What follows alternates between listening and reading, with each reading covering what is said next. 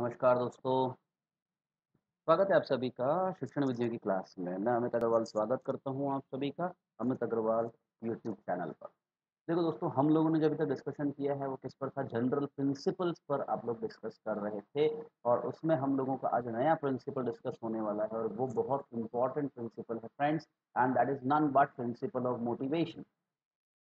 देखो, लाइफ में अगर कोई भी कुछ करता है ना तो उसके पीछे एक ही कारण होता है और वो होता है मोटिवेशन। मोटिवेशन को आप हिंदी में क्या बोलते हैं? अभिप्रेरणा इसे कहा जाता है। If you are not motivated enough to do anything you are not able to do. देखो, मोटिवेशन ही वो चीज़ थी दोस्तों जिसने एक डाकू को एक लेखक बना दिया था। ठीक है, मोटिवेशन ही थी जो तुलसीदास जी भी इतने बड़े लेखक बन पाए। तो मोटिवेशन से आदमी कुछ भी कर सकता है। हम यहाँ बात कर रहे हैं मोटिवेशन किसके संदर्भ में? We are talking about language कि लैंग्वेज में मोटिवेशन का क्या रोल होता है। देखो, जब बालक जब है वो पैदा हुआ है वो अपने घर के अंदर गया है। घर के जितने भी मेंबर्स हैं उसके चारों तरफ झूमे रहते हैं और झूमे रहते हैं। वो बच्चा अभी कुछ समझ नहीं पा रहा है, कुछ बोल नहीं पा रहा है, लेकिन फिर भी हम उससे क्या करते हैं? मुझसे बात करते हैं, दूध पिएगा, क्या कर रहा है मेरा बेटा, अच्छा चूचू आ गई है। आप इस तरह से उससे बात कर रहे हो। अब वो बच्चा क्या कर रहा है? 6 महीने तक तो कुछ समझ नहीं पाता है, बस इधर-उधर देखता रहता है, नज़रें हिलाता रहता है। हम लोगों को लगता है कि हमको रिस्पॉन्ड कर रहा है। अब उसके बाद में जैसे ही आप उससे बात करते हो, वो अपने हाथ और पैर ऐसे-ऐसे मूव करने लगता है। तो एक्चुअली फ्रेंड्स वो हमको लगता है मन खेरिए गोदी ले लो, देखो खेरिए गोदी ले लो। पर दोस्तों वो गोदी लेने की नहीं कह रहा है, वो उसके मन से आवाज़ निकल रही है कि ये बोल रहे हैं तो तू भी बोल। राइट, और वो बार-बार इस तरह से साउंड करने की कोशिश करता है। तो वो क्या हो रहा है? वो उसको एक मोटिवेशन मिल रहा है। उसको क्या मिल रहा है? अंदर से एक मोटिवेशन मिल रहा है बोलने के लिए। और हमारी जो नेटिव लैंग्वेज होती है, हमारी जो मातृभाषा होती है, वो हमारे अंदर के इंट्रिंसिक मोटिवेशन की वजह से ही बोली जाती है। तो मातृभाषा के पीछे बालक का अंदरूनी मोटिवेशन होता है, क्योंकि उसको अपने आप को अभिव्यक्त करना है, उसके पास मजबूरी है, इसलिए वो अंदर से मोटिवेटेड रहता है। लेकिन जब हम बात करते हैं फॉरेन लैंग्वेज की, जब हम बात करते हैं सेकंड लैंग्वेज की, उसके पास कोई मजबूरी नहीं है। क्यों नहीं है? क्योंकि वो अपने आप को एक्सप्रेस कर पा रहा है अपनी नेटिव लैंग्वेज के अंदर।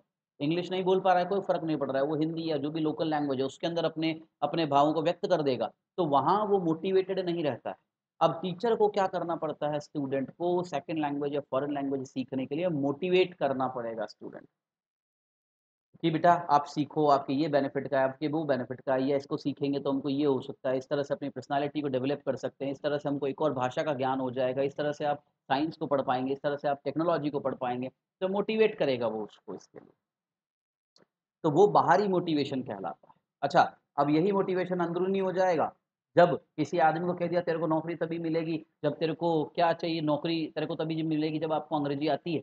अब वो इंटरनली मोटिवेट हो गया, क्योंकि उसको अच्छा जॉब मिल जाएगा। है ना? तो वो इंटरनल मोटिवेटेड रहेगा अब कि भई मेरे को मोटिवेट होकर के और मेरे को लैंग्वेज को सीखना है। तो यहाँ पर 2 तरह का मोटिवेशन हम लोगों को दिख रहा है, अंदरूनी और बाहरी। बाहरी मोटिवेशन के कई तरीके हो सकते हैं, कोई टेक्नीक हो सकती है, लेकिन अंदरूनी की कोई टेक्नीक नहीं है। आप अंदर से जितने मोटिवेटेड रहेंगे, आप उतना ही ज़्यादा सीख पाओगे। है ना? तो देखो इसको डिस्क्राइब करते हैं। मोटिवेशन कैन बी आंतरिक, जिसको आप क्या बोल सकते हो? इंट्रिंसिक और एक्सट्रिंसिक। एक्सट्रिंसिक होता है बाहरी। है ना? मोटिवेशन कैन बी इंट्रिंसिक और extrinsic. Mother tongue is learned by intrinsic motivation. देखो, मातृभाषा जो है वो हमेशा सीखी जाती है किससे? अंदरूनी मोटिवेशन के द्वारा ही वो सीखी जाती है। लेकिन फॉरेन लैंग्वेज जो है उसके लिए हमें क्या जनरेट करना पड़ता है? एक्सटर्नल मोटिवेशन आपको उसके लिए जनरेट करना पड़ेगा, जिसके लिए मैंने अभी-अभी आप लोगों को उदाहरण दिया था। और इसके लिए जो स्पेशल टेक्नीक्स हैं मोटिवेट करने के लिए वो कौन-कौन सी हैं? सबसे पहली टेक्नीक है आपकी अराउजिंग टेक्नीक। टेक्नीक के नाम याद रखना, क्योंकि ये प्रश्न बन जाता है इन तीनों में से, इन चारों में से मोटिवेशन की टेक्नीक नहीं है, इस तरह का प्रश्न बन जाता है ना? तो टेक्नीक के नाम याद रखने होंगे आपको। अराउजिंग टेक्नीक क्या है? ये वो टेक्नीक है विल अराउज़ स्टूडेंट्स, जो स्टूडेंट्स को अराउज़ करती है। अराउज़ मतलब जगाना, अराउज़ मतलब होता है जगाना, जो कि बालक को क्या करती है? जगा देती है। From a state of sleepiness, सोई हुई अवस्था से, इंड्यूसिंग एंग्जायटी, उनके अंदर चिंता पैदा कर दे, फ्रस्ट्रेशन ला दे, उत्सुकताएँ पैदा कर दे। है ना? वो अराउज़िंग टेक्नीक होती है। मान लीजिए जैसे आप लोगों को कह दिया जाता है कि भाई आप लोगों का रीट का जो एग्ज़ाम है वो 26 सितंबर नहीं रहा, वो 26 अगस्त आ गया है। तो आप लोगों के मन में क्या हो जाएगी, चिंताएँ पैदा हो जाएगी, और एग्ज़ाम हो गया, पढ़ना शुरू करते हैं। तो ये क्या हो गया, ये अराउज़ कर दिया आपके अंदर मोटिवेशन को, और वो मोटिवेशन की वजह से फिर आप पढ़ने लग जाओगे। ठीक है ना? तो स्लीपीनेस, एंग्ज़ायटी, फ्रस्ट्रेशन, क्यूरियोसिटीज़, इन सबको पैदा करना अराउज़िंग टेक्निक कहलाती है, राइट? फिर देखो दूसरा, एक्सपेक्टेंसी टेक्निक। एक्सपेक्टेंसी का मतलब होता है आशा करना। एक्सपेक्टेंसी का मतलब क्या होता है? आशा करना। मतलब ये एक ऐसी टेक्निक है दोस्तों जिसमें आप बच्चों के सामने एक गोल रख दोगे। देखो कोई भी व्यक्ति कुछ नहीं कर सकता है यदि उसके सामने गोल नहीं है, उसके सामने टारगेट नहीं है। तो टीचर क्या करता है यहाँ पर, इस तरह से उसके सामने एक टारगेट, टीचर हो या पेरेंट हो, उसके सामने टारगेट रख देंगे कि टीचर ने बोल दिया मुझे लगता है इस बार तो तू फर्स्ट डिवीज़न आएगा। अब बच्चे के सामने टारगेट हो गया फर्स्ट डिवीज़न आना। पेरेंट्स ने बोल दिया बेटा मुझे क्यों लग रहा है कि इस बार तो 90% ले आएगा यार, तेरी पढ़ाई तो ठीक दिख रही है मुझे। ओहो! अब स्टूडेंट को क्या लगेगा, पेरेंट ने बोल दिया 90% तो ही हैज़ अ टारगेट कि मुझे 90% पर जाना है। ऐसा ही लैंग्वेज के लिए सेट कर दिया जाए गोल्स, तो वो एक्सपेक्टेंसी टेक्निक हो जाती है। A person only gets motivation when there are goals, जब उसके सामने गोल्स होते हैं। तो अचीव एक्सपेक्टेंसी, एक्सपेक्टेंसी को अचीव करने के लिए, ठीक है, उनको हमें अचीव करना पड़ेगा। सो टीचर शुड फॉर्मुलेट, टीचर को फॉर्मुलेट करना चाहिए clear cut goals before students. Students के सामने निश्चित गोल रखना चाहिए लैंग्वेज को लेकर के कि मुझे लगता है तू रोज के 10 वर्ड याद कर सकता है, मुझे लगता है तुम व्याकरण के अंदर बहुत अच्छे पारंगत हो सकते हो, मुझे लगता है तू तो बहुत खतरनाक अंग्रेजी बोल सकता है, बोलता क्यों नहीं है? ओहो, टीचर ने ये बोल दिया। आप विश्वास नहीं करोगे, मैं अंग्रेजी बोल पाया था केवल और केवल मेरे टीचर के, एक टीचर थे मेरे, मैंने एक बार उनसे केवल एक लाइन बोली थी, डोंट वरी सर, और वो इतना खुश हुए, अरे वाह यार अग्रवाल तू तो अंग्रेजी बोल रहा है। ओहो! उस लाइन ने मुझे मोटिवेट कर दिया कि अब मुझे अंग्रेजी सीखनी। तो सोचो वो एक्सटर्नल मोटिवेट था, वो उनकी क्या थी, एक्सपेक्टेंसी उन्होंने मेरे को दे दी कि यार अग्रवाल तू तो बड़े अच्छी अंग्रेजी बोल सकता है यार। और वो एक्सपेक्ट कर लिया उन्होंने, मेरे सामने गोल रख दिया कि yes I have to speak. तो दैट इज एक्सपेक्टेंसी। तो एक टेक्निक हो गया तुम्हारा अराउजिंग टेक्निक, दूसरा हो गया एक्सपेक्टेंसी टेक्निक। और क्या है, इंसेंटिव। बेटा ये तो तुम सब ने यूज किया ही है, हमारे पेरेंट्स ने हमेशा इसको यूज किया है। अगर तू क्लास में फर्स्ट रैंक ले आए हो तो साइकिल दुआऊं, अगर तेरा फर्स्ट रैंक आ गया तो कंप्यूटर ले आएंगे, तेरा फर्स्ट रैंक लेके आ गया तो तेरे को ये दिलाएंगे, ड्रेस दिलाएंगे, ये वो दिलाएंगे, साइकिल दिलाएंगे, कुछ भी करेंगे। वो क्या है, इंसेंटिव टेक्निक। और कभी कभी ये भी कहते थे अगर जो तेरे अच्छे नंबर नहीं आए तो फिर तू देख लेना स्कूल में घुमाऊंगा, अगर तेरे अच्छे नंबर नहीं आए तो फिर देख लेना बहुत पिटाई होगी तेरी। ये भी आपका इंसेंटिव है। इंसेंटिव का मतलब होता है एक्स्ट्रा बेनिफिट। लेकिन ये बेनिफिट जो है वो केवल किस संदर्भ में हो, बेनिफिट के संदर्भ में हो जरूरी नहीं है, ये पनिशमेंट में भी हो सकता है। तो इंसेंटिव टेक्निक क्या है, under there the following technique comprise punishment, praise, reproof, grades, competitions. अभी शुरू किया ही है ना सर, 10 मिनट ही हुए। ठीक है बेटा, तो ये इंसेंटिव टेक्निक हो गई आपकी और ये एक्सपेक्टेंसी टेक्निक हो गई।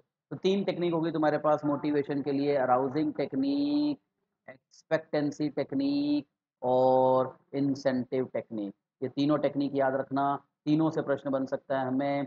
यदि टीचर जो है किसी बालक को कह रहा है कि मैं आपको प्राइज दूंगा और मोटिवेट करने का प्रयास कर रहा है तो कौन सी टेक्निक हुई, इट इज इंसेंटिव टेक्निक।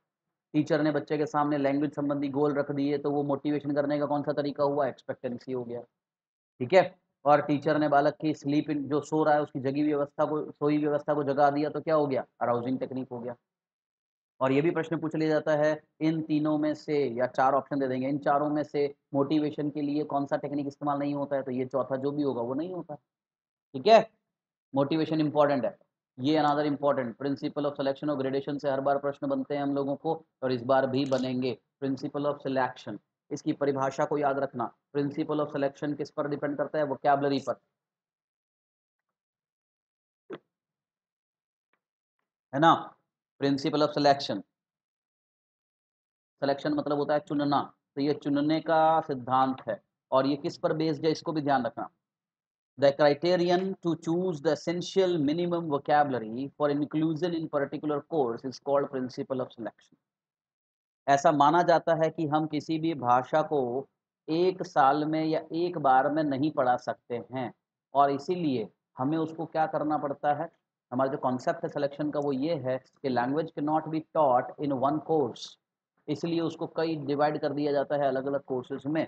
लेकिन अब इस कोर्स में हम पढ़ाएं कौन सी वोकैबुलरी को, ये वोकैबुलरी का चुनाव करता है principal of selection.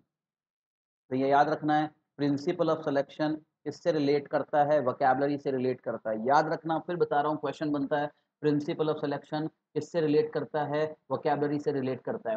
Principal of selection को कौन सा मेथड फॉलो करता है, तो डायरेक्ट मेथड इसको फॉलो करता है। बेटा याद रखना, मैं चलता हुआ बताता जा रहा हूँ आप लोगों को, लेकिन याद नहीं रखोगे तो फिर कुछ भी नहीं हो सकता है ना। You have to remember the things कि प्रिंसिपल ऑफ सिलेक्शन जो है वो किससे रिलेट करता है, वो रिलेट करता है वोकैबुलरी से। और दूसरी बात, उसको फॉलो कौन करता है, तो डायरेक्ट मेथड उसको फॉलो करता है। प्रिंसिपल ऑफ सिलेक्शन का अजम्पशन क्या है, तो इसका अजम्पशन ये है कि language can not be taught in a course, एक कोर्स में लैंग्वेज नहीं पढ़ाई जा सकती है, इसलिए हमको वोकैबुलरी को सिलेक्ट करना पड़ता है। तो प्रिंसिपल ऑफ सिलेक्शन की परिभाषा ये हो गई कि किसी पर्टिकुलर कोर्स में कम से कम क्या कितना वोकैबुलरी को चुना जाए, वो प्रिंसिपल ऑफ सिलेक्शन हमें बताता है। अब किस आधार पर आप सेलेक्ट करोगे, उसमें पहला आधार है फ्रीक्वेंसी। ये भी पॉइंट बनते हैं आप लोगों के कि इनमें से सिलेक्शन का मेजर नहीं है, सिलेक्शन का एस्पेक्ट नहीं है। तो पहला एस्पेक्ट है फ्रीक्वेंसी। फ्रीक्वेंसी का मतलब क्या होता है, फ्रीक्वेंसी का मतलब होता है आवृत्ति। फ्रीक्वेंसी का मतलब होता है किसी शब्द का बार बार घटित होना। तो प्रिंसिपल किस पर एम करता है, एट सेलेक्टिंग दोज वर्ड्स, उन शब्दों को चुनता है और स्ट्रक्चर्स को चुनता है which are used very frequently in the language, जैसे बुक, पेन, टेबल। भाई देखो, मातृभाषा में भी यही होता है। अगर किसी बच्चे के घर में टीवी है तो वो टीवी पहले सीख जाएगा। अगर उसके घर के अंदर एलईडी होगा तो वो एलईडी बोलना सीखेगा। अगर उस बच्चे के घर में कार है तो पैदा होते ही उसको कार शब्द आ जाएगा। अगर उसके घर में साइकिल नहीं है तो साइकिल नहीं पता लगेगा उसको। क्यों? उसके सामने फ्रीक्वेंसी किसकी ज्यादा होगी, उन शब्दों की ज्यादा होगी ना भाई, जो चीज में जो घर में ज्यादा है वो बार बार बोले जाएंगे। बच्चे को दूध शब्द पहले आता है, चाय बाद में क्यों आता है? क्योंकि बच्चों को हम दूध पिलाते हैं तो मम्मी बार बार दूध पिएगा बेटा, दूध पिएगा बेटा, दूध पिएगा बेटा, और उसके दिमाग में दूध घुस जाता है। चाय उसे पता ही नहीं लगता है कि चाय चीज क्या होती है या चाय नाम की कोई चीज भी होती है। क्यों नहीं है, क्यों ऐसा हो रहा है? बिकॉज फ्रीक्वेंसी देखो, किस वर्ड का फ्रीक्वेंसी जा रहा है। स्कूल में जाते हैं, स्कूल में जाएंगे तो बुक, पेन, पेंसिल, पेन बाद में आएगा स्टूडेंट को क्योंकि पेंसिल सिखाई जाती है सबसे पहले। तो बुक आ जाएगा, पेंसिल आ जाएगा, कॉपी बुक आ जाएगा, टेबल आ जाएगा, राइटिंग चेयर आ जाएगा, ब्लैक बोर्ड आ जाएगा, चौक आ जाएगा, लेकिन पेन शब्द उसको इजीली नहीं आएगा। क्यों? क्योंकि उसके सामने फ्रीक्वेंसी इस वर्ड की कम हो, और जैसे ही इसकी फ्रीक्वेंसी बढ़ी उसको पेन वर्ड आ जाएगा। तो फ्रीक्वेंसी का मतलब है एक ऐसा शब्द या स्ट्रक्चर जो बार बार भाषा में प्रयोग लिया जा रहा है, उसको हम क्या कहते हैं, फ्रीक्वेंसी कहते हैं। तो this is really very important, आप उन्हीं शब्दों को, वोकैबुलरी को चुनते हो जो बार बार प्रयोग में आते हैं। जैसे कुछ वाक्य बोले तो मैं, मे आई कम इन, बच्चे को मे आई कम इन शब्द पहले आएगा। मे आई गो टू पिस, पिस मतलब होता है सुसु करना, ये बच्चे को जल्दी सिखाएंगे हम। ठीक है, और देखोगे तो बच्चों को आप सबसे पहले क्या सिखाते हो, गुड मॉर्निंग सिखाते हो। लेकिन उसको गुड आफ्टरनून नहीं आता है अगर वो दिन की शिफ्ट में नहीं जाता है। उसको गुड नाइट आ जाएगा लेकिन गुड इवनिंग बोलना कम आएगा। समझ गए? ये तो गुड मॉर्निंग गुड इवनिंग तो मम्मी ही सिखा देगा आज का। लेकिन मे आई गो टू फेस, मे आई कम इन, ये स्कूल में सिखाते हैं। थैंक यू सबसे पहले सीख जाएगा लेकिन वेलकम बाद में सीखेगा, क्योंकि पहले उसको फ्रीक्वेंसी थैंक यू का मिल रहा है। समझ गए? तो frequency is this thing. Range, बात करें रेंज की तो ये होता है परास। रेंज क्या शो करता है, इसका भी डेफिनेशन याद रखना पड़ेगा। Range shows the number of situations, ये नंबर ऑफ सिचुएशंस बताता है in which a word can be use, जिसमें कि शब्द का यूज किया जा सकता है। फॉर इंस्टेंस, उदाहरण के लिए, देर आर टू वर्ड, दो शब्द है, मान लो स्काई और हैव। अब स्काई वर्ड जो है वो केवल एक ही जगह पर यूज किया जा सकता है, आसमान के लिए। लेकिन हैव को आप अलग अलग सिचुएशन में यूज कर सकते हो। कैसे? I have read book, helping verb, have some sweet खाने के अर्थ में, आई हैव 3 साड़ीज रखने के अर्थ में। तो हैव की रेंज बढ़ गई। ये क्या हो रहा है, ये डिफरेंट सिचुएशंस में यूज किया जा रहा है। और जब इस तरह से होगा तो आपकी रेंज बढ़ जाएगी।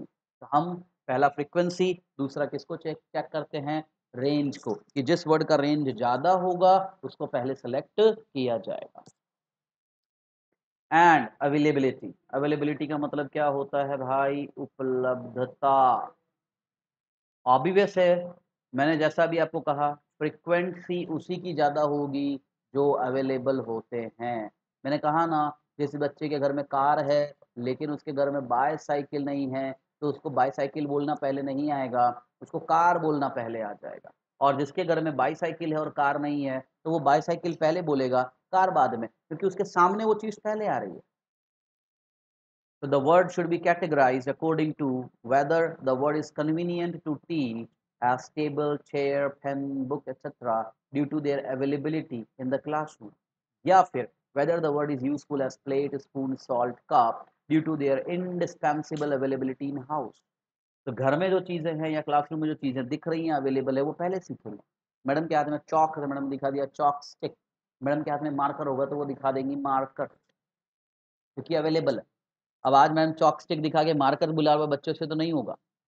हाँ, अगर ये हो सकता है वो चॉक स्टिक को ही मार्कर बोले मैम, तो बच्चे भी चॉक स्टिक को मार्कर बोलने लग जाएंगे, क्योंकि उन्हें कोई चीज नहीं पता है, दे आर ब्लैंक, वो खाली कागज है। आपने खाली कागज पर लिख दिया chalk is equal to marker, तो उसके लिए परमानेंट हो गया। Now nobody can erase it. अब उसको इरेज करने में बड़ी मेहनत लगेगी। जैसे आप पेन से कुछ लिख दो, लिखने के बाद आपको अलग अलग तरह के इरेजर इस्तेमाल करने पड़ते हैं, लेकिन पेंसिल से लिखा तुरंत मिट जाता है। तो बच्चा जब शुरुआत में जब बच्चा ब्लैंक पेपर है और उस समय आप लिख रहे हो ना, वो इम्प्रिंट हो जाता है, वो पेन से लिखा हुआ है, उसको मिटाना बहुत मुश्किल हो जाता है। अवेलेबिलिटी के बाद देखो कवरेज। कवरेज का मतलब होता है कितना बड़ा एरिया वो कवर कर रहा है। जैसे in English language there are some words which can cover larger area, उनके मीनिंग के अर्थ में, डिपिक्टिंग देयर मीनिंग। जैसे एग्जांपल लिया हेड। अब हेड का मतलब हम सब ने पढ़ा सिर, लेकिन हेड कहाँ कहाँ हो रहा है? Head of person, head of school, head of state, head of office, head quarter, head of a coin, head of a shuttlecock. सोचो, सब जगह मीनिंग अलग हो रहा है। हेड ऑफ स्टेट अपना गवर्नर हो गया, हेड ऑफ ऑफिस कोई भी एचओडी हो गया, हेड क्वार्टर किसी भी ऑफिस का हेड क्वार्टर हो गया, हेड ऑफ कॉइन, कॉइन में टेल और हेड होता है, हेड ऑफ शटलकॉक पीछे जो हेड होता है उसका, जिसके हम रैकेट से मारते हैं। तो हर जगह हेड का मीनिंग अलग है। तो इसका मतलब फ्रीक्वेंसी, अवेलेबिलिटी, रेंज, कवरेज, चार चीजें। और अनादर क्या है वहां पर? टीचेबिलिटी। टीचर को फ्रीक्वेंसी तो देख लिया, अवेलेबिलिटी देख लिया, लेकिन ये भी तो होना चाहिए कि टीचर उसको आसानी से पढ़ा सके। इसलिए हमेशा कौन से शब्द पहले इस्तेमाल किए जाते हैं? जो क्या हैं? कॉन्क्रीट हैं। कॉन्क्रीट का मतलब है ठोस शब्द, जिनके लिए कोई वस्तु उपलब्ध होती है। जो भाववाचक संज्ञाएं हैं वो हमेशा बाद में पढ़ाई जाएंगी, जो छू सकने वाली संज्ञाएं हैं उनको पहले पढ़ाएं। टीचर को अगर रोज शब्द पढ़ाना है तो उसके लिए बहुत सारे तरीके हैं। रोज का फोटो दिखा दे, असली में रोज ले आए, प्लास्टिक का गुलाब ले आए, दिखा दे बच्चों को रोज, और बच्चे समझ गए। क्योंकि उन्होंने क्या किया? उन्होंने क्या किया? रोज शब्द जैसे ही बच्चे ने पढ़ा, उसने अपने दिमाग में उसका पिक्चर को क्लिक कर लिया। ठीक है, लेकिन यहाँ पर अगर हम बात करते हैं वर्ड अफेक्शन का, लव का, हेट्रेड का, एंगर का, ये दिखाना मुश्किल है, क्योंकि ये सब भाववाचक संज्ञा।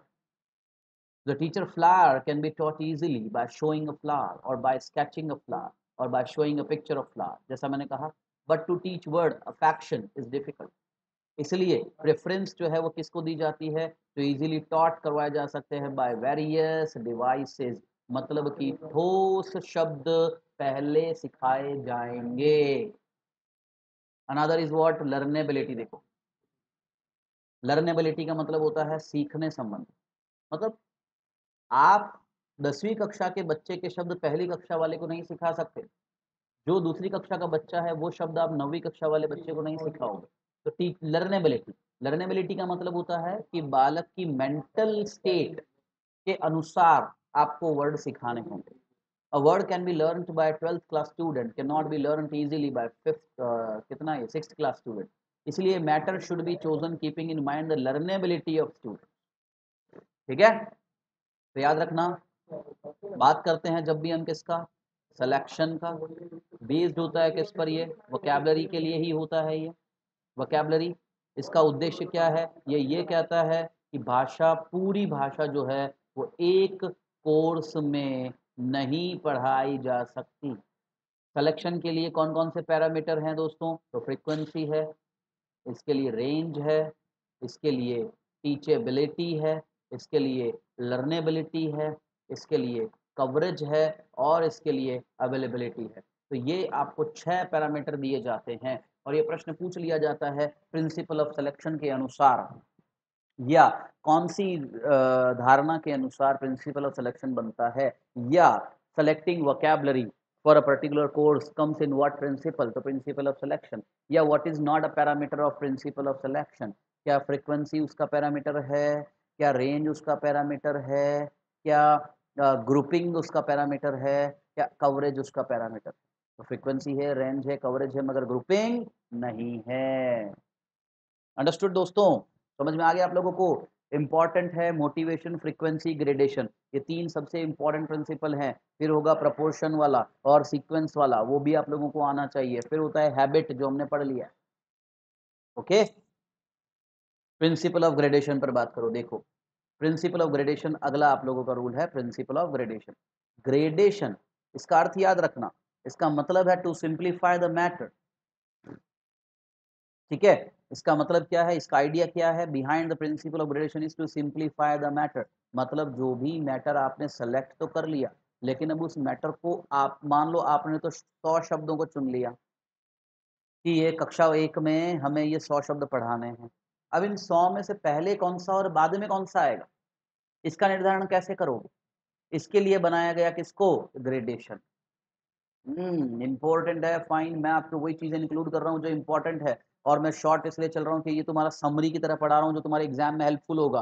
तुम्हें केवल ये आधे आधे घंटे के वीडियोस देखने और तुम्हारा समरी क्लियर हो जाएगा सारा। सो आइडिया बिहाइंड दिस, थोड़ा simplify the matter, language learning becomes easier, भाषा को सीखना आसान हो जाता है। It indicates what should come before what, ये किसको सिखाता है, किसके पहले क्या आना चाहिए और किसके बाद में क्या आना चाहिए। This is principal of gradation. याद रखना, principal of gradation is simplifying matter, और क्या बोलता है, किसके पहले क्या और किसके बाद क्या आना चाहिए। क्या क्या टेक्निक है इसमें देखो। प्रिंसिपल ऑफ ग्रेडेशन में हम सबसे पहले बात करते हैं प्रिंसिपल ऑफ ग्रुपिंग का। आपको मैटर ग्रुप करना पड़ता है। 4 तरह की ग्रुपिंग है, चारों की परिभाषाएं याद होनी चाहिए। जब भी मैटर ग्रुप होता है, किसके आधार पर? साउंड के आधार पर, तो उसको हम क्या कहते हैं? फोनेटिक ग्रुपिंग कहते हैं। ठीक है, हिंदी में से उदाहरण दे रहा हूँ, आपने सुना होगा हिंदी में नल, चल, कल, पल, है ना, टल, ये सब एक जैसे साउंड वाले वर्ड क्यों ले रहे हैं हमको वहां पर? ये फोनेटिक ग्रुपिंग होती है। ऐसा इंग्लिश में होता है, सेम साउंड वाले, टू, डू, है ना, इस तरह से आपने वर्ड ले लिया। या आप लोगों ने वर्ड ले लिया जैसे गौ, रौ, बौ, चौ, शौ, सबके अंदर औ का साउंड है। फोनेटिक तुम्हारे कोर्स में ध्यान रखना, ये गो नहीं है, इसका उच्चारण गो नहीं होता है दोस्तों, इसका उच्चारण गौ माता होती है, गौ उच्चारण, है ना। ये डिफ्थोंग है, का साउंड है, मोनोफ्थोंग नहीं है, डिफ्थोंग है। ऐसा ही रो नहीं होता, रौ, इट्स नॉट अ बो, इट्स बौ, चौ, शौ, ये सही उच्चारण है आपके। समझ गए? तो ग्रुपिंग, पहली ग्रुपिंग आवाज के आधार पर, आवाज के आधार को फोनेटिक कह रहे हैं। याद रखने का बड़ा आसान तरीका है, फोनेटिक्स हमारे कोर्स में है, फोनेटिक रिलेट करता है साउंड से। और जब आप सिचुएशन के अकॉर्डिंग ग्रुप करते हो तो उसको लेक्सिकल बोला जाता है। सिचुएशन के अकॉर्डिंग देखो, हर छोटे बच्चे की किताब में देखोगे ना तो चैप्टर सिचुएशन के अकॉर्डिंग रहते हैं। कैसे? ऊपर लिखा रहेगा वाइल्ड एनिमल, अब उस पूरे पेज पर केवल वाइल्ड एनिमल है। ऊपर लिख दिया पैट एनिमल, केवल पैट एनिमल। ऊपर लिख दिया मम्मी पापा, मतलब फैमिली, तो यहाँ देखोगे तो एक बुढ़े अंकल का, एक बुढ़ी आंटी का, एक थोड़ा जवान, फिर अंकल आंट, छोटा बच्चा बच्चा, भाई बहन, ऐसा सबका एक साथ रहेगा, सिबलिंग वगैरह सब। तो ये किसके अंडर में आप लोगों ने कर दिया इसको? Grouping, family. मील बता रहा है आपको, मील बता दिया आप लोगों ने, भोजन, है ना। तो आपने वेजिटेबल्स, तो उस पेज में केवल वेजिटेबल होगा, फ्रूट तो केवल फ्रूट होगा। तो ये क्या, फ्रूट फैमिली एक साथ बता दी, वेजिटेबल फैमिली एक साथ बता दी। तो ये क्या कर दिया आपने? सिचुएशन के अकॉर्डिंग उसको ग्रुप कर दिया। तो सिचुएशन के अकॉर्डिंग ग्रुप किया, उसको बोल दिया लेक्सिकल ग्रुपिंग। एग्जाम्पल जैसे फादर, मदर, ब्रदर, सिस्टर, ये पढ़ाया जा सकता है। ठीक है, किसमें? Under one banner, family. अगर आप मीनिंग के आधार पर, पर्यायवाची मीनिंग के आधार पर आप उसको ग्रुप करते हो दोस्तों, तो उसको हम क्या बोलते हैं? सिमेंटिक ग्रुपिंग कहते हैं। याद रखना, साउंड के आधार पर हो रहा है, फोनेटिक है ना। सिचुएशन के आधार पर हो रहा है, लेक्सिकल है। मीनिंग के आधार पर हो रहा है, सिमेंटिक है। मीनिंग जैसे ब्यूटीफुल, ब्यूटीफुल के साथ लिख दिया चार्मिंग, एनचैंटिंग, एल्यूरिंग, सबका ब्यूटीफुल है मगर पर्यायवाची होगा। अगर आप मटेरियल को ग्रुप करते हो स्ट्रक्चर के आधार पर, स्ट्रक्चर व्याकरण में होता है, इसलिए इसको क्या बोलते हैं? ग्रामेटिकल। तो एक जैसे स्ट्रक्चर पढ़ाएंगे, I am sitting, you are sitting, she is sitting, I go, you go, they go, we come, they come, she comes, इस तरह एक जैसा स्ट्रक्चर। अगर सबसे पहले पढ़ा दिया है सब्जेक्ट प्लस वर्ब तो वही चलेगा, फिर पढ़ा दिया subject plus verb plus object तो वही फॉलो होगा, फिर हो गया subject plus helping verb plus verb plus ING, तो यहाँ कर रहे हैं तो यही फॉलो होगा। तो स्ट्रक्चर, एक स्ट्रक्चर को ही पूरे एक चैप्टर में सिखाया जाता है ताकि बालक एक स्ट्रक्चर को सीख ले, इसीलिए ग्रेडेशन करना जरूरी होता है। तो प्रिंसिपल ऑफ ग्रेडेशन का पहला रूल है प्रिंसिपल ऑफ ग्रुपिंग। अब ग्रुप तो कर लिया, अब क्या होगा ग्रुपिंग के बाद में, सीक्वेंस करना पड़ेगा। भाई ग्रुप कर लिया, अब किसको किस सीक्वेंस में लाया जाए। तो सबसे पहले ग्रामेटिकल सीक्वेंस की बात करें, ये किससे रिलेट है, पहले छोटे छोटे सिंटैक्स पढ़ाएंगे, सब्जेक्ट वर्ब पढ़ा दिया, फिर सब्जेक्ट वर्ब ऑब्जेक्ट पढ़ा दिया, फिर सब्जेक्ट वर्ब हेल्पिंग वर्ब, फिर वर्ब पढ़ा दिया, फिर इसको बड़ा कर दिया, है ना। देखो सब्जेक्ट वर्ब ऑब्जेक्ट पढ़ाया, I am going to Delhi. अब इसी को फॉलो करना है। Those structures should be taught which closely follow the first structure. I am going to Delhi to see exhibition. ये ग्रामेटिकल सीक्वेंस हो गया आपका। तो आपने जो ग्रामेटिकल ग्रुपिंग करी उसको सीक्वेंस में पढ़ाना है। ऐसा ही लेक्सिकल सीक्वेंस देखो, लेक्सिकल क्योंकि मीनिंग सिचुएशन से रिलेट करता है, तो ये क्या कहता है, it relate to which word follow which word, किसके बाद क्या आएगा कि भाई आइदर के बाद और आएगा, नाइदर के बाद नॉर आएगा, नॉट ओनली के बाद बट ऑल्सो आएगा, समझ रहे हो, बोथ के बाद एंड आएगा। इस तरह की चीजें लेक्सिकल सीक्वेंस आपको बताता है। सिमेंटिक सीक्वेंस की बात करोगे, it is done according to the meaning of words. Meaning of words कैसे, जैसे हमने मील ले लिया, तो हमने क्या करा, मील शब्द लिया और मील में ही हमने बता दिया breakfast, lunch, brunch, luncheon, refreshment, dinner, supper. ये देखो, ठीक है, मील में ही पढ़ा दिया ब्रेकफास्ट, लंच, डिनर। अब बच्चों को इसके साथ टाइम बता रहे, we take breakfast in morning, तो पता लग गया ब्रेकफास्ट मॉर्निंग में होता है। We take lunch at noon, तो पता लग गया नून में लंच होता है। We take dinner at night, तो पता लग गया नाइट में डिनर होता है। ये सिमेंटिक सीक्वेंस हो गई दोस्तों, ठीक है। सो याद रखना, ग्रेडेशन इस पर बात करता है, ग्रेडेशन का रूल क्या है, सिंप्लीफाई द मैटर, राइट। इसमें क्या होगी आपकी, ग्रुपिंग होगी। ग्रुपिंग कितने तरह की है, 4 तरह की है। पहला ग्रुपिंग अगर हम आवाज के आधार पर करते हैं तो फोनेटिक हो जाता है, साउंड के आधार पर। अगर आपने उसको सिचुएशन के आधार पर किया है तो उसको लेक्सिकल बोलेंगे। अगर उसको आपने स्ट्रक्चर के आधार पर किया है तो ग्रामेटिकल बोला जाएगा। और यदि आपने उसको मीनिंग के आधार पर किया है तो उसको सिमेंटिक बोलेंगे, ठीक है। ग्रुप होने के बाद हमें क्या करना पड़ेगा, सीक्वेंस बनाना पड़ेगा। सीक्वेंस हो गया हमारा ग्रामेटिकल सीक्वेंस, लेक्सिकल सीक्वेंस और सिमेंटिक सीक्वेंस। ग्रामेटिकल सीक्वेंस क्या करेगा बेटा, ग्रामेटिकल सीक्वेंस ग्रामेटिकल स्ट्रक्चर के सीक्वेंस बताएगा। लेक्सिकल कौन सा शब्द पहले कौन सा शब्द बाद में। सिमेंटिक जो है वो एक ही वर्ड और उससे रिलेटेड वर्ड्स के साथ पढ़ा देगा। Is it clear everyone. चलिए तो आज के लिए इतना ही दोस्तों, अगली कक्षा में मिलते हैं। आज आपने तीनों बहुत इंपॉर्टेंट प्रिंसिपल्स जो है वो लर्न किए हैं। इन तीनों से 100% प्रश्न आप लोगों को एग्जाम में आएगा। Thank you.